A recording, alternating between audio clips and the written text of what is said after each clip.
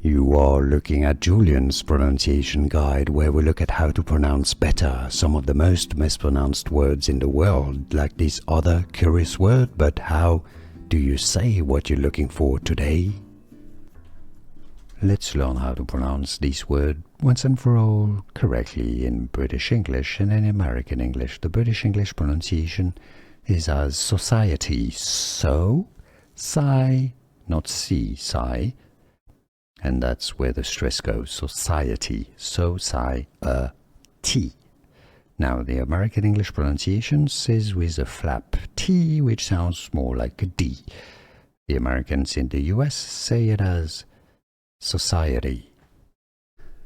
Here are more videos on how to pronounce more confusing words and names too many mispronounced. Like this video if you found it useful. I appreciate your support. I'll see you soon and thanks for watching.